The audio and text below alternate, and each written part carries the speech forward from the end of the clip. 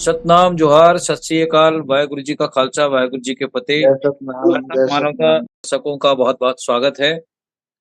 आप सब लोगों को मालूम है कि बाबा गुरु घासीदास जी के आ, जैत खाम को लेकर छत्तीसगढ़ में इस बार बलौदा बाजार में प्रत्याशित घटना हुई है, उसको लेकर के आ, छत्तीसगढ़ की राजनीति में और सामाजिक रूप से एक बहुत बड़ी आ, चर्चा और एसपीए जितने भी मेन स्ट्रीम की मीडिया है इस पर अपने बातें शुरू कर दी हैं और लगातार देश और दुनिया में वहाँ की खबरें सुर्खियां बनी हुई है। जी, किंतु आज हमारा जो आज के हम सतनामी समाज की गौरवशाली इतिहास के परिप्रेक्ष्य में जो बातें करते हैं उस विषय पर आज हम चर्चा करने जा रहे हैं कि सतनामी समाज का एक गौरवशाली इतिहास रहा है, जहां से हम 1672 में औरंगजेब के समय में नारनौल से 1672 की जो सतनामी विद्रोह की बातें आती है, वहां से हम शुरू करते हैं और वहां से जो हमारा सामाजिक जो ताना बाना है वो देश और दुनिया में जाना जाता है। और वही नारनौल पंजाब से अ, जब औरंगजेब से सताने के कारण छत्तीसगढ़ में आकर के हमारे जो बहुसंख्यक सतनामी समाज आज जो है, अपितु उसके परिप्रेक्ष्य में और भी भारत के विभिन्न 12-13 राज्यों में सतनामी समाज है। उत्तर भारत में, हरियाणा में, पंजाब में, उत्तराखंड में, 12 करीब राज्यों में। तो उस पर हम लोग पिछली बार हम लोग चर्चा किए थे और आज का जो हमारा विषय है कि मेन स्ट्रीम की मीडिया जो सतनामी समाज को कई दृष्टिकोण से उनके बारे में चर्चा करके जो बातें करती है उस पर हम आज विस्तार से चर्चा करेंगे। कभी उनको रविदासिया समाज से जोड़ा जाता है, कभी उनको दलित शोषित पीड़ित कहा जाता है। तो इस परिप्रेक्ष्य में आज हमारे जो बुद्धिजीवी हैं उनसे हम चर्चा करना चाहेंगे कि सतनामी समाज की जो गौरवशाली इतिहास है उसके बारे में लोगों को सही जानकारी नहीं होने के कारण कहीं न कहीं कई एंगल में हमारे जो सामाजिक अ, जो एक इतिहास गौरवशाली रहा है उसके परिप्रेक्ष्य में बताई और कही जाती है। इस पर हम आज विस्तार से चर्चा करेंगे। तो हमारे साथ जुड़ चुके डॉक्टर अनिल भट्टपारी साहब का बहुत-बहुत स्वागत करता हूँ और डॉक्टर आर जय आई सोमानी सतनाम। साहब का भी बहुत-बहुत स्वागत करता हूँ कि हमारे साथ जुड़ चुके हैं और जी, श्रुति गावस्कर वो भी जुड़ी हैं, उनका भी मैं स्वागत करता हूँ। तो आज की इस चर्चा पर चर्चा करने से पहले अनिल भट्टपारी साहब को मैं आमंत्रित कर लेता हूँ इस विषय पर क्योंकि ऐतिहासिक रूप से उनको जानकारी है और इतिहासवेत्ता भी हैं। तो मैं चाहूँगा कि इस विषय पर प्रथम वक्तव्य के रूप में अपनी बात रखेंगे कि सतनामी समाज की जो गौरवशाली इतिहास के संदर्भ में व्याख्या करते हुए आज की इस परिचर्चा पर अपनी बात रखेंगे। भट्टपारी साहब। सादर जय सतनाम सभी श्रोता समूह को। और पटल पे विद्यमान मेघराज सिंह भाई साहब मानवता चैनल चला के वो एक मंच दे रहा है, उनको भी मेरा नमस्कार प्रणाम। अ, अभी डॉक्टर आई आर सोनवानी जी जो एक तरह से हमारे समाज के रत्न हैं और अपने समय में उन्होंने बड़ा काम किया और एक प्रभात सागर या सत्य सतना सत, सतनाम दर्शन करके संस्थान से जुड़ के उन्होंने जो सीरियल वाइज जानकारियां दी ऐतिहासिक परिप्रेक्ष्य पे, उनकी किताबें आई है, वो भी बहुत ही महत्वपूर्ण है और मेरे पीएचडी रेफरेंस में काम भी आया है। आदरणीय बहुत शिद्दत से काम किया है, तो उनकी लिखी हुई जो साहित्य है उनका भी मैंने अपने थीसिस में उपयोग किया है, तो वो मेरे लिए प्रणम्य है, अग्रस्त है ही। और दूसरा और आप हैं जगदीश कुर्रे जी, जो निरंतर मैं देख रहा हूँ कई बार आपसे जुड़े हैं। आप लगातार लोगों को जोड़ रहे हैं और बहुत गहरी जानकारियां हैं आपको, और इस तरह से ये सिलसिला चल पड़ा है। हालांकि इस चैनल से और लोगों को जुड़ना चाहिए और हमारे समाज में इतनी बड़ी संख्या है, बुद्धिजीवियों की, लेखकों की, विचारकों की भी एक बहुत बड़ी संख्या है। कई समुदाय ऐसे हैं जो अपने आप को बहुत विचारवान, बहुत तार्किक या ऐसा समझते हैं। मैं कहना चाहूँगा उनसे कि उनकी टोटल संख्या से ज़्यादा हमारे समाज में बुद्धिजीवी, विचारक, लेखक, कवि, क्योंकि हम लोग ऐसा आकलन कर चुके हैं। जैसे एक आज समुदाय है जो कहते हैं कि हम लोग बड़े सात्विक, बड़े अहिंसक, बड़े वो होते हैं। तो ठीक है, संख्या बल, धन बल नहीं है, लेकिन संख्या बल में हमारी पॉपुलेशन जो है, आपके टोटल पॉपुलेशन से ज़्यादा सात्विक लोग यहाँ मिल जाएँगे, ऐसा टाइप का कभी-कभी बातें होती रहती हैं। तो बहरहाल कहने का आशय ये है कि छत्तीसगढ़ में सतनामी समुदाय एक तरह से शांति प्रिय और अहिंसक और सत्य अहिंसा पे चलने वाला एक समाज। उनको उनकी जो गठन के बाद जो हम विभिन्न आंदोलन या उनके सत्याग्रह आदि हम देखते हैं, तो वो ऐसा क्यों होता रहता है? विगत आज़ादी के बाद से ही ले लें, हम आज़ादी के पहले की बात नहीं करेंगे, उधर की बात करेंगे तो और बहुत गहरी चर्चा करनी पड़ेगी। और इतिहासविद है ही, इतिहास के प्रोफ़ेसर हैं, प्रिंसिपल से सेवानिवृत्त हैं, डॉक्टर सोनवानी साहब, वो इतिहास पक्ष को और गहराई से बताएँगे। मैं इतिहास का ना विद्यार्थी रहा हूँ और ना ही बहुत जानकार हैं उनके बारे में, लेकिन इतना है कि जब पीएससी परीक्षाएँ हम लोग तैयार कर रहे थे, तो इतिहास पढ़ता था। और जब 93 में मैंने पीजीडीटी किया, पर्यटन में डिप्लोमा टूरिज़्म किया, तो उसमें इंडियन हिस्ट्री भी पढ़ा। तो एक तरह से इंडियन हिस्ट्री पढ़ा और उसके बारे में थोड़ी बहुत जानकारी है मुझे। लेकिन हम आज़ादी के बाद की स्थिति को हम देखें, तो आज़ादी में सबसे ज़्यादा अगर किसी समुदाय ने छत्तीसगढ़ में भाग लिया, तो वो सतनामी समाज, सबसे ज़्यादा संख्या में भाग लिया। ये अलग बात है कि अभी भी हमारे पास ऑन रिकॉर्ड 40-50 सदस्य तो हैं, लेकिन ये ऑन रिकॉर्ड में है। लेकिन ऑफ रिकॉर्ड अगर हम देखे जाएँ, तो आज़ादी के जितने मत दीवाने होते थे, स्वतंत्रता आंदोलन में लोग अपने सर्वस्व होम करके जो आंदोलन में शामिल होने वाले लोग थे, वो कमोबेश सतनामी समाज। क्योंकि शुरू से ये चेतना संपन्न, वैचारिक और एक नव प्रवर्तन को, एक नवीनता को एक्सेप्ट करने वाला, एक नवीनता को ग्राह्य करने वाला समाज रहा है। तो आज़ादी के समय यथास्थितिवाद, मतलब अंग्रेजी सत्ता के ही हम अधीन नहीं रहे, बल्कि आज़ादी मिलेगी तो हमारी वर्तमान हालात में एक अपेक्षित सुधार होगा। यह सोच करके सतनामी समाज ने बहुत जोश खरोश से इस मूवमेंट में भाग। इसके 3 प्रमुख जो अगर हम छत्तीसगढ़ में आज़ादी या स्वतंत्रता संग्राम के लिए अगर हम बात करते हैं, तो 3 प्रमुख कारण हैं। 3 प्रमुख आंदोलन हुई है।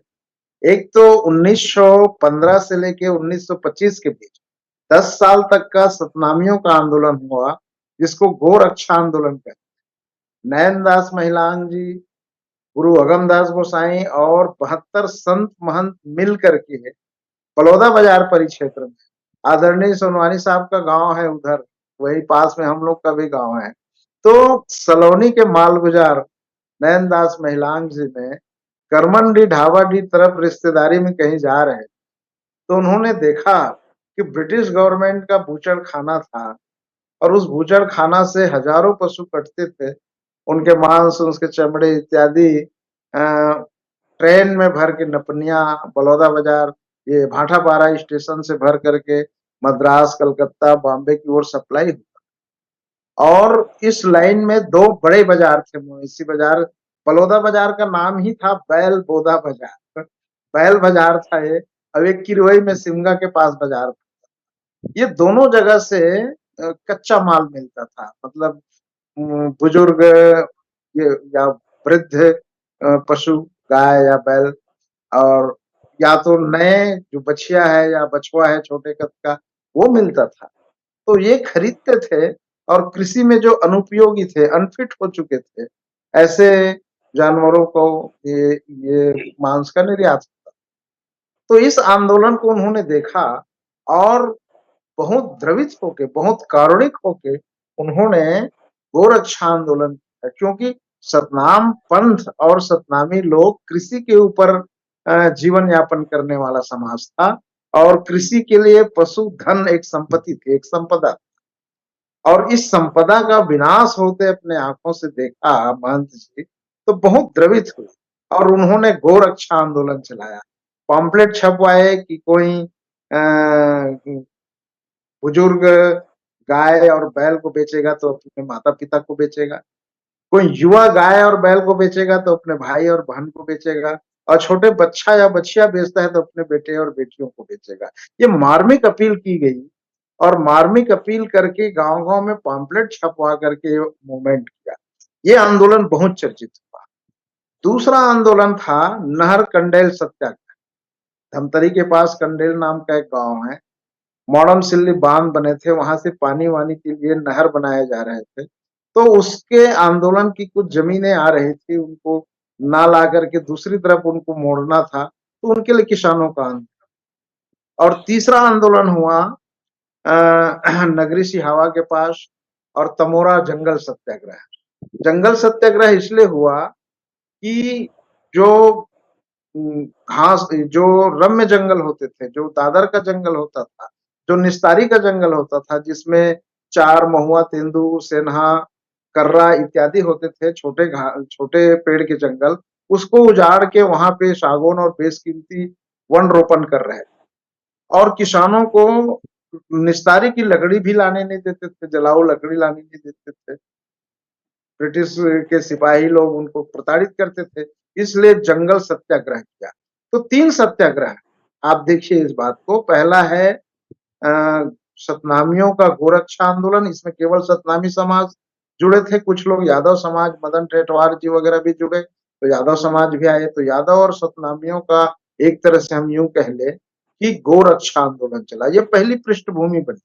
उसके बाद में नहर सत्याग्रह बना और जंगल सत्याग्रह, ये 3 सत्याग्रह हुए। तमोरा, नगरी सिहावा, हाँ, जंगल सत्याग्रह और कंडेल नहर सत्याग्रह और बलौदा बाजार परसा भदेर और ये आपके ढाबाडीह करमनडीह के पास गोरक्षा आंदोलन। इन आंदोलनों से पूरी छत्तीसगढ़ राष्ट्रीय स्तर पे चर्चित और महात्मा गांधी जी का आगमन हो और तब जाकर के छत्तीसगढ़ में एक नवीन चेतना, एक नवीन क्रांति है। इनसे हमारा समाज जुड़ चुका था। उनको लगने लगा था कि अब समाज इस तरह से फ्रीडम फाइटर, स्वतंत्रता आंदोलन में हम जुड़े और जुड़ करके देश के लिए अपना सर्वस्व निछावर कर दिया। इस तरह से हम देखें कि इस बदलाव में, नवीनता के शुरुआत में, जीवन स्तर को बेहतर बनाने में अगर कोई समाज ज्यादा अग्रणी का निभाता है, तो वो आजादी के समय से ही पता चल रहा है, उनके पहले से 1915 से लेकर के समाज हमारा बढ़ चढ़ के सामने आता है और इस तरह से एक आंदोलित समाज है, एक क्रांतिकारी समाज है। क्यों क्रांतिकारी, क्यों आंदोलित समाज है? इनकी शिक्षा में गुरु घासीदास जी की उपदेश और वाणी, इनकी मूल चीज में हम जाएं। समाज इतना उत्तेजित क्यों होता है? समाज बहुत जल्दी क्यों किसी सत्याग्रह, किसी आंदोलन के हिस्सा बनता है? इसके पीछे कारण यही है कि वो जुल्म ना करे, ना होने, कहीं जुल्म ना हो और ना होने दे। दूसरा, सत्य की ओर चले, जहां सत्यता है, जहां सच्चाई है, उस ओर चले। और तीसरा, किसी भी तरीका से दमन और शोषण के प्रतिकार करे, क्योंकि दमन और शोषण को समर्थन देना या मौन रहना या चुप रहना भी एक तरह से सतनाम का मार्ग नहीं। तो सतनाम के मार्ग में चलने वाले ये लोग जो है, वो मानव कल्याण के लिए, सर्वहित के लिए, सामाजिक क्रांति के लिए, ये बिल्कुल समर्पित भाव से काम करने वाले समुदाय है। एक तरह से प्रोसेस लोग हैं, एक तरह से इनके माइंड रिचार्ज हो चुके लोग हैं, इनके कॉन्सेप्ट क्लियर लोग हैं, भ्रमित लोग नहीं है कि हम इधर जाएं, उधर जाएं, वो कहे तो हम जाएं, ऐसा भ्रमित नहीं। बिल्कुल क्लियर कट एक इनकी बात अगर मान ली जाए, अगर सतनामियों को कहा जाए और सत्य के पक्ष में वो बात है, तो बिल्कुल लड़ते हैं, बिल्कुल संघर्ष करने के लिए सामने आएंगे। और जहां कहीं असत्य है, जहाँ कहीं लिपापोती है, जहाँ कहीं षड्यंत्र है, जहाँ कहीं गोपन और रहस्य है, तो लाख सर कटा लो सतनामी उधर नहीं जाए। तो ये माइंड सेट गुरु घासीदास जी ने 18वीं सदी में ही कर दिया था और उसका परिणाम ये है कि आज समाज उन्नति की ओर अग्रसर है, चाहे शिक्षा में हो, चाहे वैचारिकी में हो, बुद्धिजीवी में हो, संस्थानों के मामला में हो, और ये किसी दूसरे को हस्तक्षेप नहीं करते। ये अपना काम करते हैं और अपने काम में अगर कोई बाधा पहुंचाते हैं, किसी ने हस्तक्षेप करते हैं, तो फिर उसका वो प्रतिकार करते हैं। तो प्रतिकार करने की बात राजा बालक दास जी ने सिखाया। सत्य अहिंसा के मार्ग में, सिद्धांतों के मार्ग में गुरु घासीदास जी ने चलना सिखाया, तो हक और अधिकार के लिए गुरु बालक दास जी ने सचेत किया। तो इस तरह से ये समाज का जो सोच है, ये समाज की जो प्रवृत्तियां हैं, वो इस तरह से विकसित हुई, जहां तक मैं समझता हूँ, और वो दिखता भी है। हेलो, मेरी बात जी। सुनाई दे रहा है? हाँ, सुनाई दे रहा है सर। जी, जी, जी। तो इस तरह से समाज जो है वो वर्तमान में आया है, अस्तित्ववान हुआ है। और और बहुत ही सादगीपूर्ण ढंग से देखो, सतनामी समाज तो विश्व वसुधैव कुटुम्बकम तो एक नारा है, इम्प्लीमेंट शायद नहीं हुआ है आज तक। लेकिन सतनाम पंथ का मनखे मनखे एक तो इम्प्लीमेंट हुआ है कि हमने उसको प्रयोग भी करते हैं, एक्सेप्ट करते हैं, मानते हैं। पूरी विश्व हमारा है, हम विश्व के हैं। गुरु घासीदास जी, जी की एक अमृतवाणी है, मैं आपको बता दूं। अमृतवाणी को उन्होंने जगन्नाथपुरी में जाके कहा है, सागर के तट पे जाके कहा है। कुछ विद्वान ये कहते हैं, या गजेटियरों का या कुछ पुराने दस्तावेजों का ये हवाला दे देता है कि गिरौदपुरी का संत घासीदास बाबा सारंगगढ़ से वापस आ गया, जगन्नाथ नहीं गए कह के। लेकिन ऐसा नहीं है, एक संत अधूरी यात्रा करके वापस नहीं आता। गुरु घासीदास जी की इस अमृतवाणी में ध्वनित है कि गुरु घासीदास जी ने कहा, सागर के तट पे जाके कहा, लोगों से ये पूछा कि सागर लहरा रहा है, उसके तट के उस पार क्या हो? तो उसने कहा कि उस पार भी एक देश है और उस देश में हमारे जैसे लोग रहते हैं। लेकिन हाँ, हम लोग सांवले रंग के हैं ना, तो उधर के लोग गोरे गोरे होते हैं, जैसे अंग्रेज बहादुर आए। तब गुरु घासीदास जी ने कहा कि मनखे ये पार के हो कि मनखे वो पार के हो। ये पार ओ पार मतलब दरिया का पार नहीं है। ये पार ओ पार किसी नाला या झील का पार नहीं है। ये पार ओ पार सागर के उस पार है। तो लहराता हुआ विशाल बंगाल की खाड़ी को देख के जगन्नाथ के तट पे, पुरी के तट पे बाबा जी ने कहा कि मनखे ए पार के हो कि मनखे वो पार के हो। चाहे मनखे करिया हो कि चाहे मनखे गोरिया हो, मनखे मनखे एक आए, मनुष्य मनुष्य एक है और सबको रिश्ते नाते बंधु में जोड़ा जा सकता है। ये उन्होंने उस दौर में कहा था। ये बात कही तो बाबा जी ने 1790 के आसपास की बात कही। 1790, 1785-90 के आसपास अपने यात्रा, जगन्नाथ यात्रा के समय उन्होंने इस बात को कहा और ये बात अक्षरशः अपने जीवन भर चलाते आया। और इस बात को मनखे मनखे एक के सिद्धांत को सतनामी समाज अपना लोगो बनाया, अपना मोनो बना लिया और मोनो बना करके वो जीवन में गांठ बांध के जीता है। सतनामी समाज कभी ये नहीं कहता कि ये ब्राह्मण है तो श्रेष्ठ है और ये देवार है तो नीच है, ऐसा नहीं कहता। वो ब्राह्मण भी उतना ही महत्वपूर्ण है जितना देवार, ब्राह्मण ही उतना महत्वपूर्ण है जितना एक कोई मेहतर। तो हर व्यक्ति, हर जाति इक्वल है, बराबर है और कोई अलग नहीं। वो केवल देश की ही बात नहीं करता, वो सीधा सीधा कह देता है, चाहे वो देश का हो या इस देश का हो। जी, चाहे भटवारी साहब। जी जी। जी जी। हाँ, मैं आ हमारे रहा बीच हूँ। में। जी। मैं इसीलिए आ रहा हूँ कि हम इस हमारी जो बातें हैं, हम वसुधैव कुटुंबकम की नारा ही नहीं लगाते, उनको जीते। पूरी विश्व को एक देश मानते, पूरी विश्व को एक ग्राम और समुदाय मानते। काल रंग भेद नहीं है हमारे यहाँ, जाति भेद नहीं जी, है। जी, और सतनाम तो एक पंथ है, ये जाति तो है नहीं। इसमें तो 65 से ऊपर जातियां हैं और वो सारी जातियां आपस में मिली हुई है। इसलिए सतनामियों की जी, अगर कल्चर और संस्कृति को देखें तो बहुरंगी है, मिली जुली संस्कृति, और मिली जुली जी, संस्कृति है इसलिए लोग इसको दिग्भ्रमित हो जाते हैं कई तरह से। कई लोग जी, दिग्भ्रमित होते हैं और भ्रम फैलाते हैं, जानते-वानते कुछ नहीं, गहराई सुनी-सुनाई बात है। किसी ने द्वेष जनित कहीं लिखा, किसी ने अपमानित करने के लिखा, किसी ने आधे-अधूरे जानकारी लिख दिए। अब उसी को लेके तोता रटंत कुछ भी जी, बोलते हैं। तो सतनामी समाज एक कृषक समुदाय है। कृषक समुदाय में बहुत सारी ऐसी जातियां हैं जो सम्मिलित हुए अपनी जी, पूर्व जाति, अपने पूर्व काम को तिजांजलि दे करके बिल्कुल एक जी, तरह जी, से कृषि में जिंदगी जीने वाले लोग हैं और बहुत ही जी, शालीनता से भारतीय संविधान में गुरु घासीदास की वाणियों पे गहरी आस्था लेकर जीने वाला एक समुदाय। जी।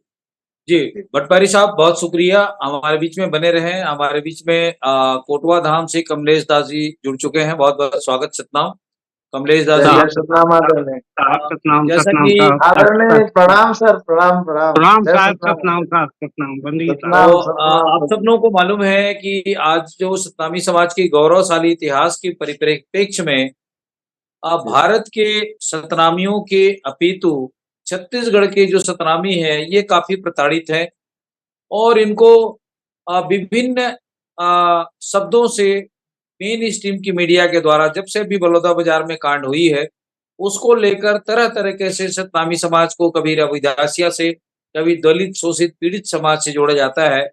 क्योंकि भारत में सतनामी समाज की एक गौरवशाली इतिहास है और उस परिप्रेक्ष्य में हमारे विद्वान जनों से हम आज जो चर्चा कर रहे हैं और उस परिप्रेक्ष्य में जो बहुसंख्यक जो सतनामी समाज है, वो छत्तीसगढ़ में है, अन्य राज्यों की अपेक्षा। तो मैं बाबा कमलेश दास जी से इस पर आज की परिचर्चा पर मैं वक्तव्य के रूप में चाहूँगा कि जो छत्तीसगढ़ के बहुसंख्यक सतनामी समाज है, इसको लेकर आखिर इनके साथ में भेदभाव और इनके इतिहास को तोड़-मरोड़ करके कई प्रकार से बातें जो रखी जाती है, इस पर मैं चाहूँगा कमलेश दास बाबा जी कि आज के इस विषय पर अपनी बात रखेंगे। साहब सतनाम सतनाम सभी हमारे वक्ताओं को जय भी जय विशेष रूप से सतनाम आदरणीय। सतनाम जय और सतनाम। सद्भावना चैनल के वॉइस ऑफ मानवता संस्थापक को चैनल। भी हाँ, मानवता चैनल के संस्थापक जी को विशेष रूप से सतनाम और हमारे भाई कुर्रे जी को विशेष आभार। साथियों, सबसे मुख्य चीज़ ये है कि सतनाम के साथ शुरू से ही हमेशा उपेक्षा का व्यवहार होता रहा है। उसका कारण है कि लोग राजनीति बस जो है सतनामियों को हमेशा जो उनका गौरवशाली इतिहास है, उस अनुरूप जो उनको स्थान मिलना चाहिए था, उन वो छत्तीसगढ़ के सतनामियों को नहीं मिल पाया। उसका कारण ये है, सतनाम जो है किसी एक जात से नहीं जोड़ा जा सकता। सतनामियों में तो सभी जातियाँ समाहित हैं और जात तो कोई है ही नहीं है। मानव जात तो एक है। समर साईं जगजीवन साहब ने सीधे कहा है, साधो एक जात सब माही, साधो एक जोत सब माही, अपने मन विचार के देखो और दूसरो नाही, एकै रुधिर एकै काया, विप्र शूद्र कोई नहीं।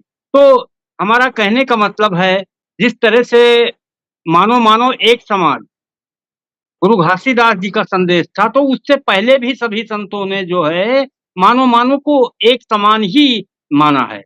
क्योंकि मनुष्य की तो एक ही जात है। मनुष्य जब क्या कहते हैं, जन्म लेने से पहले जब माँ के गर्भ में होता है, तो उसकी कोई जात नहीं होती और मृत्यु के बाद भी कोई जात नहीं होती। जातियाँ तो हमने यहाँ पर बना ली हैं। जहाँ तक छत्तीसगढ़ के परिप्रेक्ष्य में है, तो राजनैतिक कारणों से ही जो है वहाँ पर सतनामियों को हमेशा जो है, जो सम्मान मिलना चाहिए था आदरपूर्ण, वो सम्मान नहीं मिल पाया। लगभग 87 जातियाँ सतनाम में छत्तीसगढ़ के सतनामियों में समाहित हैं। तो कैसे उसको एक जात दलित और दलित जात में कैसे रखा जा सकता है? ये तो वोट की राजनीति ही कही जाएगी समय-समय पर। और जहाँ तक छत्तीसगढ़ के ही सतनामी नहीं, उत्तर प्रदेश में तो यहाँ तक कि सभी जातियाँ सम्मिलित हैं। हमारे यहाँ जगजीवन साहब की जो 2 गद्दियाँ हैं, प्यारे दास धुनिया मुसलमान और कायम दास पठान, ये तो मुसलमान गद्दियां भी क्या कहते हैं सतनामी में है। मनसादास रैदास भी सतनामी ही थे।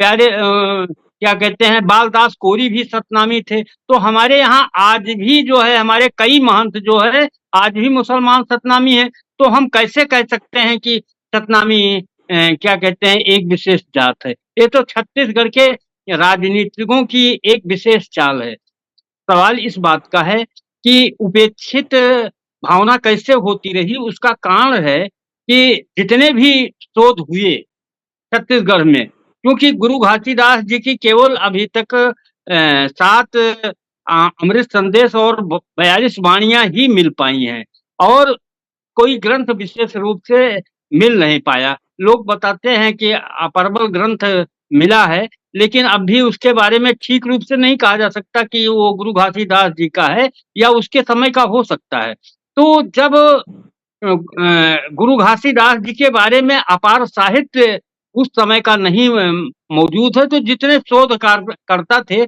उसको अपने विभिन्न तरह से अपने-अपने विचार रखे। अगर सही माना जाए तो गुरु घासीदास जी के बारे में जो लिखा है वो ज़्यादातर अंग्रेज जो उस समय के अधिकारी थे यहाँ के उन्होंने ही ज़्यादा लिखा है, उसी पर हमारा इर्द-गिर्द इतिहास घूमता है। इसके अतिरिक्त श्री हीरालाल जी जिन्होंने पीएचडी की थी, उन्होंने भी गुरु घासीदास पर लिखा है। लेकिन चूँकि साक्ष्य के अभाव में जिस हिसाब से जो है छत्तीसगढ़ के सतनामियों को जो सम्मान मिलना चाहिए था, वो पूर्ण रूप से शोध नहीं हो पाया। हाँ, उसके बाद गुरु घासीदास जी पर विभिन्न शोध होते रहे हैं। डॉक्टर सोनी ने भी शोध किया है। अभी हमारे डॉक्टर साहब भरत पहरी साहब बोल रहे हैं, ने भी शोध किया है। लेकिन जिस हिसाब से गुरु घासीदास पर व्यापक चर्चा होनी चाहिए थी, जिस हिसाब से व्यापक उन पर पुस्तकें लिखी जानी चाहिए थी, वो केवल कुछ ही क्षेत्रों को लेकर के हम सीमित हो गए हैं। जैसे आपसे बताएँ, अक्सर छत्तीसगढ़ में 99% सतनामी कहते हैं कि गुरु घासीदास जी का एक आंदोलन था। मैं इस विषय में श्री कुर्रे जी से कहना चाहूँगा कि क्या हमारे जितने भी यहाँ पर वक्ता हैं, सभी लोगों से ये पूछना चाहता हूँ, क्या गुरु घासीदास जी का जो कार्य था उस समय शुरुआत में या उनके पूरे जीवन भर, वो आंदोलन था? हम इसको आंदोलन नहीं मानते हैं, जहाँ तक मैं व्यक्तिगत कहता हूँ, गुरु घासीदास जी का आंदोलन नहीं था। जिस तरह से बुद्ध को जब ज्ञान प्राप्त हुआ, तो उन्होंने जो है बनारस में आकर के अपने जो उनके साथ तपस्या कर रहे थे, उन शिष्यों को जो है 4 आर सत्य का जो संदेश दिया, वो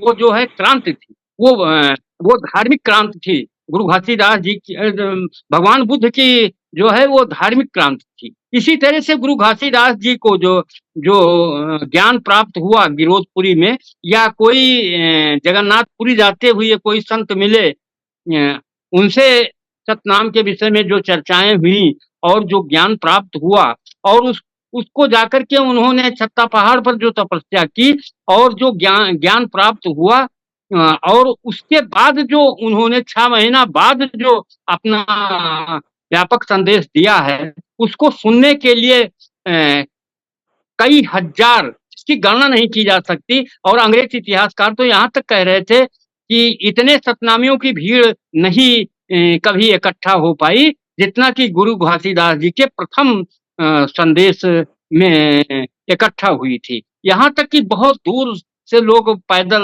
और गाड़ियों से अपने साधन से निश्चित तिथि पर उनके संदेश को सुनने आए। तो मैं पुनः कहता हूँ कि गुरु घासीदास जी का जो कार्य था, उसको आंदोलन तक कह करके सीमित न किया जाए, क्योंकि आंदोलन जो है अपने हक के लिए किया जाता है। गुरु घासीदास जी ने पूरे मानव समाज के लिए जो संदेश दिए हैं, वो मानव समाज के लिए है, केवल सतनामियों के लिए नहीं है, वो केवल भारत के लिए नहीं है, वो पूरे विश्व के लिए है। तो आंदोलन तो तब होता है जब हम किसी चीज को प्राप्त करने के लिए हम चाहे अपने विचारों से विरोध पैदा करें, चाहे अन्य प्रदर्शनों से विरोध करें, वो तो आंदोलन होता है। गुरु घासीदास जी ने क्या कभी आंदोलन किया है? तो मैं ये स्पष्ट कहना चाहता हूँ, छत्तीसगढ़ के सभी सतनामियों से, सभी विद्वानों से, तो कम से कम ये चीज तो कम से कम इस पर विचार करना होगा कि गुरु घासीदास जी का जो कार्य है उसको आंदोलन न कहा जाए, वो धार्मिक क्रांति थी। अगर धार्मिक क्रांति ना होती तो इतने ज्यादा विभिन्न जात के सतनामी लोग गुरु घासीदास जी के संदेश को नहीं अपनाते। और बताइए, उस समय कम से कम 50 लाख से ज्यादा सतनामी हो गए थे गुरु घासीदास के संदेश को सुनकर के, इतना व्यापक प्रचार हो गया था। अगर गुरु घासीदास जी के बाद अगर बालक दास जी अधिक समय तक रह गए होते तो मेरे ख्याल से छत्तीसगढ़ और उसके आसपास जितने प्रदेश हैं पूरा सतनामी समाज होता। तो हम गुरु घासीदास को तो हम धार्मिक क्रांति कह सकते हैं, उनका जो प्रथम संदेश था वो धार्मिक क्रांति थी। हाँ, ये गुरु बालक दास जी को हम आंदोलन से जोड़ सकते हैं। तो मैं पुनः कहना चाहूंगा, यद्यपि मेरी ये तीखी बात है, गुरु घासीदास के कार्य को जो है कभी भी आंदोलन कह करके उसको सीमित न किया जाए। हाँ, बालक दास के कार्य को हम आंदोलन कह सकते हैं। तो आज जरूरत है सतनामियों को अपने इतिहास और गौरव के विषय में जानने की। आज जरूरत है सभी सतनामियों को जो है गुरु घासीदास के जो दिव्य साहित्य और सिद्धांत हैं उसको मनन करने की और अपनाने की। साहब सतनाम सतनाम सतनाम। बहुत शुक्रिया बाबा कमलेश दास जी। हमारे बीच में डॉक्टर R.I. सोनानी साहब हैं, प्रोफेसर हैं। मैं उनसे चाहता हूं कि आज के इस विषय पर अपनी बात रखेंगे। डॉक्टर सोनानी साहब।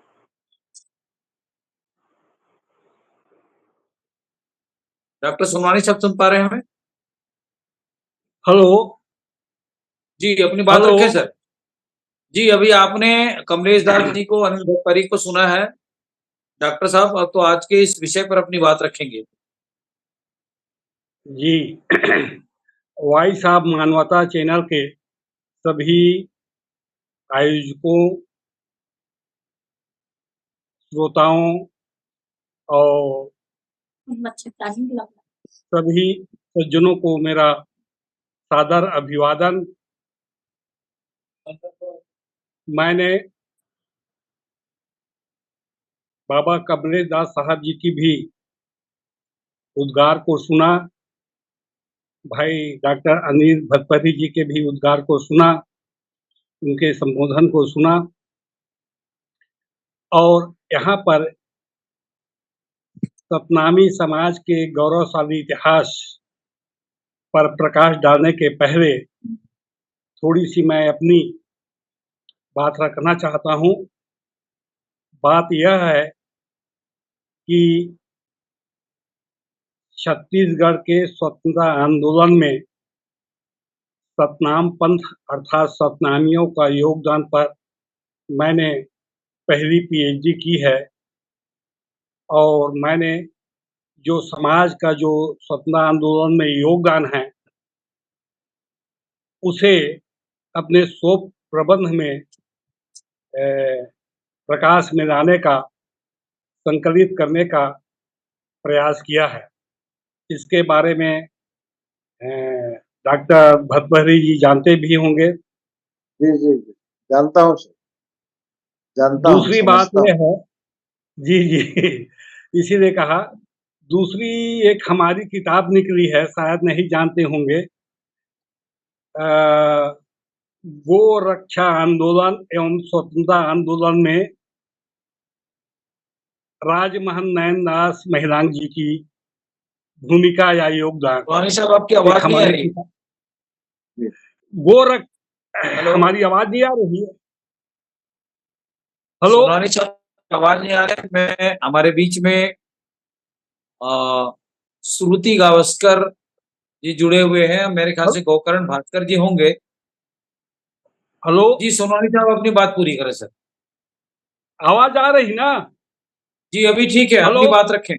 हाँ हाँ जी, हमारी एक किताब प्रकाशित हुई है, गो रक्षा आंदोलन एवं स्वतंत्रता आंदोलन में राजमहल नयन दास महिलांग जी का योगदान। ये किताब जो है समाज के कुछ लोगों के पास ही पहुंच पाई है, सबके पास नहीं। इसमें भट्टपारी जी ने जो गो रक्षा आंदोलन की बात आज के इस प्रोग्राम में रखे हैं, वो सारी बात उस पुस्तक में लाया गया है या लिखा गया है। और स्वर्गीय नैनदास महिरांग जी के स्वतंत्रता आंदोलन में जो योगदान है उसके ऊपर भी प्रकाश डाला गया है। जी तीसरी बात मैं ये कहना चाहूँगा कि हमने प्रयास किया है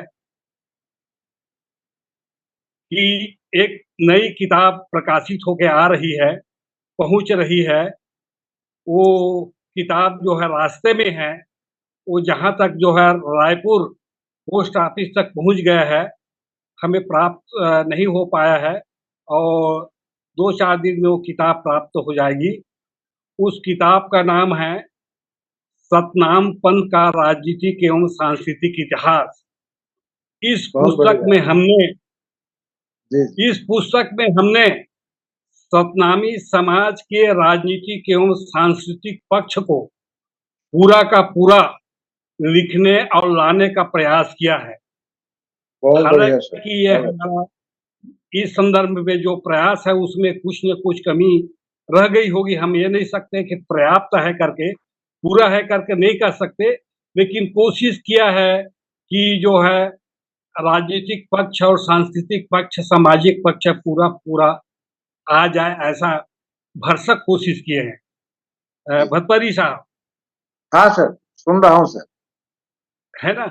तो ये जो जी जी किताब जो है हमें प्राप्त नहीं हुई है, हमने पता किया है तो रायपुर पोस्ट ऑफिस में तक पहुंच गई है। हमें 2-4 दिन हफ्ता के अंतर्गत वह किताब मिल जाएगी, तो हो सकता है वो बहुत किताब। हाँ, जी, बेसब्री से स्वागत है सर, किताब आनी चाहिए। और हाँ, किताब अब ही तो जी, कि- किताब ही है अब जो सवाल जी सोनवानी साहब, आज के विषय पर थोड़ी प्रकाश डालते हुए अपनी बात रखेंगे और एक प्रकाश वक्ता डाल हमारे बीच में और है जी। जी, जी, मैं प्रकाश डाल रहा हूँ। अब मैं सतनाम पंथ, सतनामी समाज के बारे में प्रकाश डालने का कोशिश करूंगा। भारत एक पंथ निरपेक्ष और सांस्कृतिक बहुलवादी देश है। जी भारत की पावन भूमि में सतनाम पंथ की उत्पत्ति और सतनाम पंथ का विकास या विस्तार कैसे हुआ, जी इसके बारे में भी जानना जरूरी है। जी जी अभी तक जो भी हमारे विद्वान साथियों ने, हमारे अगुओं ने सतनाम पंथ के बारे में जो भी तथ्य संकलित करके या जो सोर्स है वो इकट्ठा करके लिखे हैं, जी वो भी एक आधार बनता है जानने के लिए। फिर जी भी यह विषय अभी तक अनिर्णित अनिर्णित विषय रहा है। अभी तक जी जो जी है इस तरह-तरह की लोगों के द्वारा भ्रांति की जा रही है या की जाती है। बिल्कुल बिल्कुल, तो इसका यह सटीक पटवारी साहब अपनी जानकारी आनी आवाज को म्यूट कर रहे हैं, पटवारी साहब, डॉक्टर साहब। जी तो तो ये जो विषय है सतनाम पंथ की उत्पत्ति, उद्भव एवं विकास, विस्तार, ये जो है अभी तक जो अनिर्णित विषय रहा है, भ्रांति पूर्ण रहा है। हालांकि लोगों ने इस भ्रांति को दूर करने की कोशिश किए हैं। अपने इस पर जो भी साक्ष्य या प्रमाण मिले उसके आधार पर लिखने की कोशिश किए हैं। कुछ तो जो है उसमें सत्यता भी है, लेकिन साक्ष्यों के अभाव में, अभिलेखों के अभाव में कुछ चीजें हैं वो अभी भी अधूरी रह गई है। अब जहां तक मैं थोड़ा सा इस संदर्भ में प्रकाश डालने की कोशिश करूंगा। आप जानते हैं कि भारत में सतनाम पंथ के 4 शाखा हैं, जिसको अधिकांश लोग जाते हैं, बताने की जरूरत नहीं। वो ये है, नारनौल शाखा है, मेवाती शाखा है, बाराबंकी शाखा है और एक छत्तीसगढ़ी शाखा है। अब थोड़ा सा नारनौल शाखा पर चर्चा करना चाहूंगा। क्रूक एवं सर जॉन ग्रीसन के वर्णन के अनुसार सन 1543 के आसपास नारनौल शाखा की स्थापना हुई थी। परंतु इनके धार्मिक ग्रंथ ज्ञानवाणी में इसकी स्थापना तिथि 31 अप्रैल 1657 बताई गई है। इस शाखा के संस्थापक थे संत वीरभान। वीरभान के पिताजी का नाम था गोपाल दास। इनके 4 पुत्र थे, सतीदास, मतीदास, संत वीरभान, संत जोगीदास। तो नारनौल शाखा के संस्थापक बिजासर गांव के रहने वाले संत वीरभान ने इस शाखा का संस्थापक थे। और जो आगे चलकर जब इस शाखा का विस्तार होने लगा, इस शाखा का जो है विस्तार के साथ साथ इसकी जो है शाखाएं बनने लगी, तो संत जोगीदास ने मेवात में एक सतनाम शाखा मतलब का उन्होंने निर्माण किया, एक ब्रांच का निर्माण किया और कहा या प्रूफ ये मिलता है कि संत वीरभान, संत जोगीदास, संत मतीदास और संत सतीदास ये चारों सगे भाई थे। अब सवाल ये है कि जो भी इतिहास से पुष्टि मिलती है, जानकारी मिलती है, इसके अनुसार ये संप्रदाय के लोग एकेश्वरवाद में आस्था रखते थे, धार्मिक और शांति प्रिय थे। ये लोग इस संप्रदाय के अनुयायी साधु या मुंडिया कहलाते थे, क्योंकि ये लोग सिर के बाल भौहें मुड़वा लिया करते थे। इनके एक आराधना स्थल होता था। इनके आराधना स्थल को जुमला घर कहा जाता था। जुमला घर से आशा है चौपाल या मीटिंग हॉल या हाउस ऑफ असेंबली कहा जाता था। इस जुमला घर में संध्या के समय स्त्री पुरुष आराधना भक्ति भजन करने के लिए उपस्थित होते थे। लेकिन इस बात की भी प्रामाणिक जानकारी मिली है कि इस जुमला घर में हिंदू एवं मुस्लिम भी आराधना करने भक्ति भजन करने के लिए उपस्थित होते थे। इसलिए अभी हमारे जो बाबा कमलेश दास जी बोले कि हम मुसलमान भाई भी सतनाम को मानते हैं और हिंदू लोग भी सतनाम को मानते हैं, उसका यही परिणाम है कि उस समय उस जुमला घर में मुस्लिम और हिंदू भी जो उच्च वर्णीय मानते या समझते हैं, वो लोग आराधना भक्ति भजन करने के लिए जुमला घर में उपस्थित होते थे। और इनका जो विशेष और जानकारी है वो इस प्रकार से है। मुंतखाब अल लुबाब के लेखक काफी खां ने लिखा है कि यद्यपि वे लोग फकीरों की सी वेशभूषा धारण करते थे, परंतु उनमें से अधिकांश लोग खेती बाड़ी करते थे या फिर थोड़ी बहुत पूंजी से व्यवसाय करते थे। वे सत्य निष्ठा के मार्ग पर चलते थे। इस समुदाय के लोग बेईमानी, धोखेबाजी या अवैध तरीकों से धनोपार्जन करना बिल्कुल पसंद नहीं करते थे, परंतु यदि कोई उन्हें सताने का प्रयास करता था तो उन्हें बर्दाश्त नहीं करते थे। प्रायः लोग सशस्त्र होते थे। यह एक उनका रक्षात्मक उपाय था, सशस्त्र होना। इस संप्रदाय के लोगों में अखाड़ा प्रथा प्रचलित था, इसका प्रचलन था। अखाड़ा में योद्धा सैनिक अस्त्र शस्त्र चलाने प्रशिक्षण प्राप्त करते थे। लाठी, तब्बल, फरसा, गुरु, तलवार, बर्छी, भाला, फरी, कवच, बगनखा योद्धाओं के हथियार और सुरक्षा के साज समान होते थे। इन संप्रदाय के लोगों का 4 ग्रुप था, 4 समूह। 4 पहला आता था संत महात्मा अर्थात आचार्य। ये लोग धर्म का प्रचार करते थे, सतनाम का प्रचार करते थे, साधु संत की तरह जीवन यापन करते। दूसरा जो समूह होता था वो योद्धा होता था। ये योद्धा अर्थात सैनिक, ये लोग जो है समाज और समाज के लोगों के जन धन की रक्षा के लिए ये लोग एक योद्धा के रूप में तैयार होते थे, सैनिक के रूप में तैयार होते थे। तीसरा समूह होता था वो व्यवसायी का होता था। ये लोग छोटे-मोटे व्यवसाय करते थे अपने अर्थोपार्जन के लिए।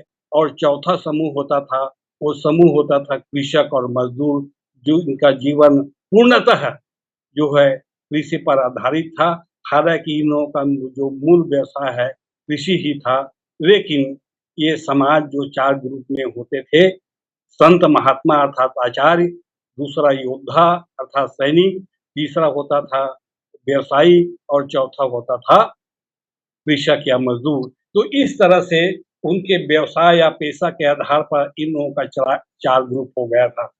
अब यह समाज, यह पंथ या के अनुयायी धीरे-धीरे बढ़ते गए, सतनाम के प्रचार और प्रसार से इनके अनुयायी बढ़ते गए। ये लोग समाज सेवा के कार्य करते गए और लोगों की जो है लोक आस्था है, उसको अक्षुण्ण बनाने के लिए समर्पित होकर कार्य करते रहे। सवाल यहाँ पर ये है कि औरंगज़ेब के शासन काल में जो वातावरण निर्मित हुआ था, अब इस वातावरण के अंतर्गत चाहे राजनीतिक वातावरण हो, चाहे धार्मिक वातावरण हो, तो हम राजनीतिक वातावरण के बारे में चर्चा नहीं करेंगे, चर्चा करेंगे थोड़ा-सा धार्मिक वातावरण के बारे में। तो औरंगज़ेब के जो रीति-नीति थी, ख़ास करके धार्मिक नीति थी, उससे जो धार्मिक नीति क्या थी, वो बहुत ही कट्टरवादी व्यक्ति था, धर्मांध व्यक्ति था।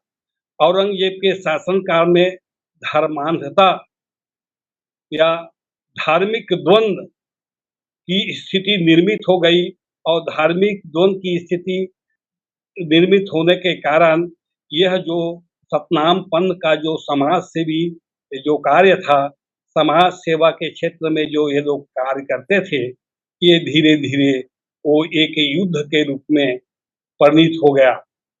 यहाँ पर एक चीज़ और कहना चाहूँगा कि जो सतनाम पंथ की स्थापना के बाद समाज सेवा के लिए, समाज सुधार के लिए जो इन्होंने एक सुधार के रूप में जो अब बाबा जी हमारे कमलेश दास तो आंदोलन के रूप में स्वीकार नहीं करते, लेकिन समाज सुधार आंदोलन के रूप में जो शुरू हुआ था, वह एक भक्ति आंदोलन की तरह समाज सुधार आंदोलन था। जैसे भक्ति आंदोलन समाज सुधार करने के लिए, संप्रदायवाद की खात्मा के लिए या धर्मांधता को कम करने के लिए, घटाने के लिए, जो उस समय के कबीरपंथी जो साधु महात्मा होते थे, वो सौहार्द और धार्मिक वातावरण को साफ-सुथरा निर्मित करने के लिए हिंदू और मुस्लिमों के बीच पहुँच कर जो है, जो खाई बनी हुई थी, उसको खाई को पाटने का काम किया। उसी तरह सतनाम पंथ के साधु महात्माओं ने भी औरंगज़ेब के धर्मांधता के कारण, धर्म के कारण जो वातावरण निर्मित हुआ था, जो एक प्रकार के जो कहने का सांप्रदायिक वातावरण निर्मित हुआ था, उस वातावरण को शुद्ध करने के लिए, उस वातावरण को कम करने के लिए, लोगों की आस्था को जो है बरकरार रखने के लिए, धार्मिकता को बरकरार रखने के लिए जो प्रयास किए थे, वो प्रयास के लिए जो समाज सुधार के लिए आंदोलन किया था, वो कबीर पंथ के तरह जो भक्ति आंदोलन हुआ था, उसी के समानांतर सतनाम आंदोलन भी समाज सुधार आंदोलन के रूप में आगे बढ़ा था। परंतु ये जो औरंगज़ेब के शासन काल में जो परिस्थितियां निर्मित हुई, जो धार्मिक वातावरण निर्मित हुआ, तो उसके कारण से क्या है कि यह जो आंदोलन है, वो एक युद्ध के रूप में, और ये साधारण युद्ध नहीं है, एक महायुद्ध के रूप में परिणित हो गया। महायुद्ध के रूप में परिणित हो गया, मतलब कि इसमें जो फारस के इतिहासकार ने खाफी खां ने लिखा है कि नरनौल के सिकदार मतलब राजस्व अधिकारी के प्यादे मतलब पैदल सैनिक ने एक सतनामी किसान की लगान वसूली के नाम पर लाठी से सिर फोड़ दिया। इसे सतनामियों ने अत्याचार के रूप में लिया और उस सैनिक को मार डाला। सिकदार ने सतनामियों को गिरफ्तार करने के लिए एक सेना की टुकड़ी भेजी, पर यह भी परास्त हो गई। सतनामियों ने इसे अपना धर्म के विरुद्ध या खिलाफ समझा, आक्रमण समझा और सब सतनामी इकट्ठे होकर जो है बादशाह औरंगजेब के विरुद्ध खुल्लम-खुल्ला विद्रोह की घोषणा कर दिया, बगावत कर दिया। 1672 में जो महायुद्ध हुआ उसके बारे में बताया गया है कि सर जदुनाथ सरकार ने लिखा है कि इस महायुद्ध को औरंगजेब ने अपने जीवन का सबसे बड़ा संकट समझा था, ये लिखा है। और ये महाभारत की युद्ध की तरह विकराल रूप, बीभत्स रूप धारण कर लिया था। परंतु 15 मौकों पर, 15 स्थानों और 15 मौकों पर मुगल सेना को सतनामियों ने परास्त किया था। अंततः क्या है, 15 मार्च दिन शुक्रवार को निर्णायक युद्ध हुआ। इस युद्ध में जो है सतनामी परास्त हुए और इस युद्ध में लगभग 3000 से 5000 के बीच सतनामी मारे गए और इस युद्ध का समापन हुआ।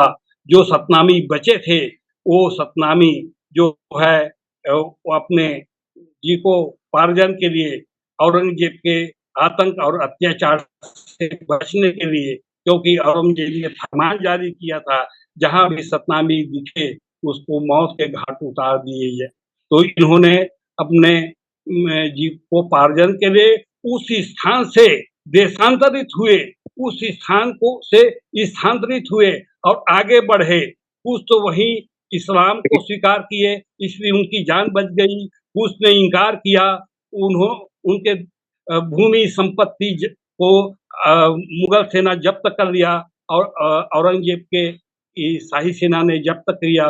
जो थोड़ी बहुत उनके पास जो जेवरात, गहने इत्यादि जो धारण किए थे, जो जीवित थे, वो लोग जो है वो उस क्षेत्र से आगे बढ़े और बाराबंकी के स्वामी जगजीवन दास जी के जो पंथ है उस पंथ के अनुयायी हो गए, जगजीवन दास जी के अनुयायी हो गए। जो लोग आगे बढ़ने के लिए साहस थे, हिम्मत थी कि आगे बढ़ सकते थे, वो आगे बढ़े और आगे बढ़ते हुए उड़ीसा पहुंचे। उड़ीसा से जो है चंद्रपुर जमींदारी होते हुए महानदी के कछारी भाग का आसरा लेते हुए ग्राम गिरौद पहुंचे, गांव गिरौद के आसपास पहुंचे और वहां पर निवास करने लगे। कहा जाता है कि पवित्र दास के समय में यह युद्ध जो है औरंगजेब के समय यह महायुद्ध हुआ था। और ये कहना चाहूंगा कि सर जदुनाथ सरकार ने और काफी खान ने ये बताया है कि उत्तर भारत के सतनाम पंथ में ब्राह्मण, राजपूत, सुनार, बढ़ई, देवी और कुंभकार इत्यादि लोग जो है शामिल हुए थे। और इसमें तो ये बताया गया है कि सबसे ज्यादा राजपूत और ब्राह्मण लोग इस पंथ को ग्रहण किए थे।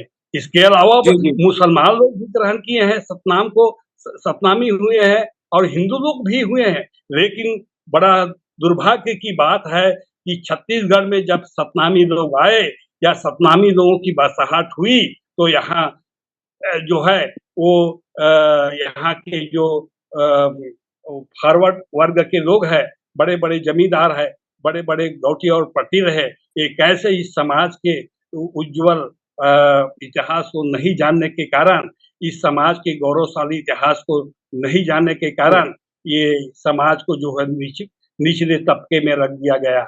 और ये बता दूं कि जब जनगणना हुई कहाँ और अंग्रेजों के समय में, तो यही जो माल गुजार है, यही जमींदार है, यही पटेल और गौटिया है, उनको यहाँ वो लोग ये समझे कि ये लोग भाग के आए हैं, ऐसा भगोड़ा समझकर इनको इस छत्तीसगढ़ के निम्न वर्ग के समाज है उसमें उसको गणना कराने के लिए रिपोर्टिंग करवा दिया गया और इसलिए इस समाज को निम्न वर्ग के जनगणना में शामिल किया गया। यहाँ पर एक चीज और कहना चाहूंगा, थोड़ी सी मेरी बात बताने के लिए लंबी है, लेकिन उस समय औरंगजेब के समय में जो ब्राह्मण थे या और जो अन्य मुसलमान जनरल थे, उन्होंने इनके लड़ाई, इनके सिद्धांतों और विचारों की लड़ाई को देखकर इनका विरोध नहीं किया।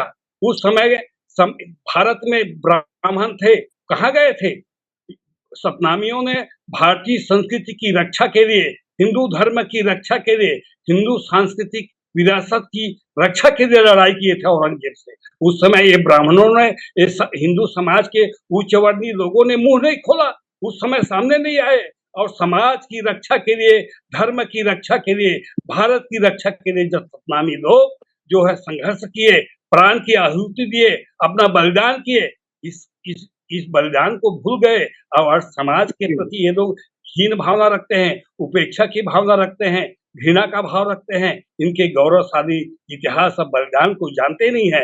इसलिए उन लोगों के मन में इस तरह की जो उपेक्षा का भाव भरा हुआ है, दमन का भाव भरा हुआ है कि जहां भी देखो इनको जो है प्रशासकीय स्तर पर चाहे सामाजिक स्तर पर एक हीन भावना के साथ इनका दमन करो।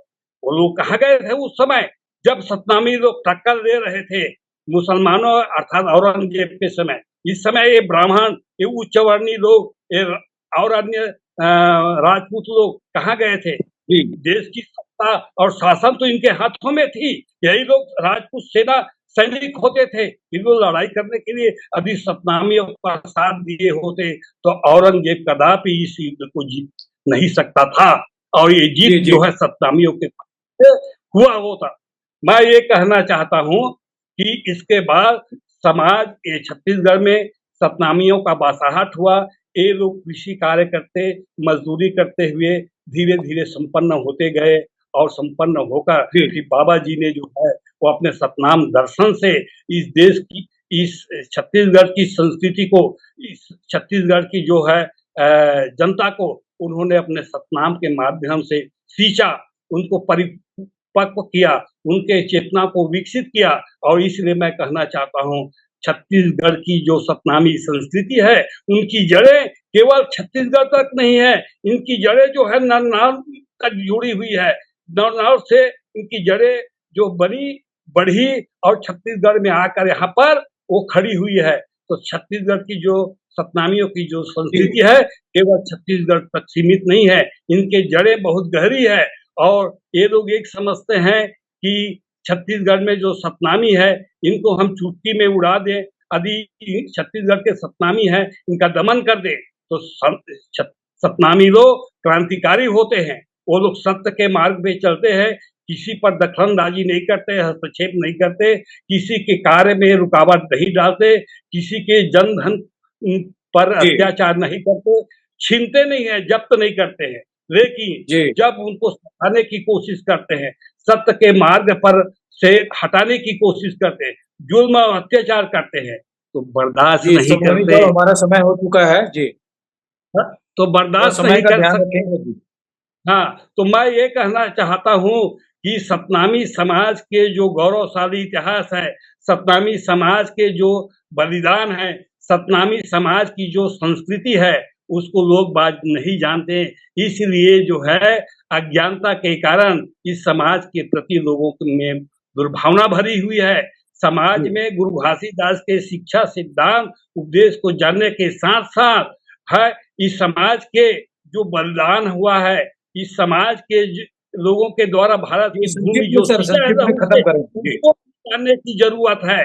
उसको भी जब तक नहीं जानेंगे तब तक जो है इन लोगों की मानसिकता जो है साफ सुथरा नहीं होगा। इसलिए इन लोगों की बहरहाल जी बहुत शुक्रिया सोनवानी साहब, आपने काफी विस्तार से आज के इस पटल पर अपनी बातें रख दी है।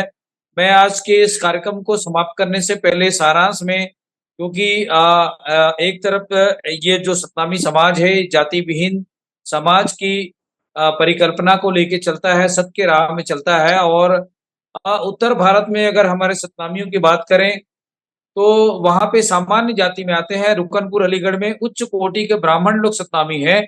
तो हमारी जो जाति तक सीमित की जाती है, इस पर मैं समाप्त करने के लिए कमलेश दास जी से चाहूंगा कि वो उत्तर शाखा के बाराबंकी से हैं और संक्षिप्त में अपनी बात रखेंगे और आज के इस कार्यक्रम को समाप्त करेंगे। कमलेश दास बाबा जी, बाबा कमलेश दास जी। साहब सतनाम इस संबंध में, हाँ साहब आवाज आ रही है? जी आपकी आवाज आ रही है? हाँ आ रही साहब, आपकी आवाज आ रही है। इस संबंध में हाँ साहब, इस संबंध में मैं इतना कहूंगा कि सतनामी समाज को एक विशेष जात से नहीं जोड़ा जा सकता। और मैंने अपने विचार में अभी कहा कि यहाँ तो सभी जात के लोग सतनामी हैं और यहाँ तक कि आधा भी सतनामी है, तो सतनामियों को एक जात विशेष में नहीं जोड़ा जा सकता। और दूसरी चीज, गुरु घाटी ने छत्तीसगढ़ में बहुत बड़ा काम किया है, जिसके बारे में हम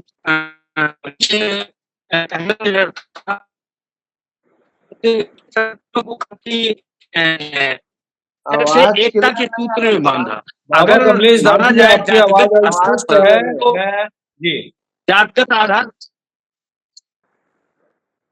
आवाज आ रही जी कि आपकी नहीं? बातें जी आपकी बात पूरी हो चुकी है जी। आपकी बात आवाज कट के आ रही है बाबा जी। समय भी हमारा हम अगले एपिसोड में इस पर और विस्तार से चर्चा करेंगे। आज के इस कार्यक्रम को यहीं समाप्त करेंगे और आप सब लोगों से मैं धन्यवाद करता हूं कि आज का जो महत्वपूर्ण विषय है उस पर विस्तार से बातें हो गई है। Doctor R.I. सोनवानी साहब का, कमलेश दास बाबा जी का बाराबंकी से, डॉक्टर अनिल भतपरी साहब का, और हमारे बीच में सुरती गावस्कर जी जुड़ी हुई थी लेकिन वो हमारे स्क्रीन पे नहीं आए। उनका भी मैं धन्यवाद करता हूँ। आज के इस कार्यक्रम को सुन रहे दर्शकों से गुजारिश करूंगा कि अपनी राय और प्रतिक्रिया से अवगत कराएं और इस कार्यक्रम को के जो प्रायोजक है मेघराज सिंह जी, कृपाल सिंह जी, जसबीर भाटिया साहब जो अमेरिका से हमारे सहयोगी करते हैं, उनका भी बहुत बहुत धन्यवाद, शुक्रिया। और सभी मेहमानों का बहुत बहुत धन्यवाद। सतनाम सतनाम सतनाम।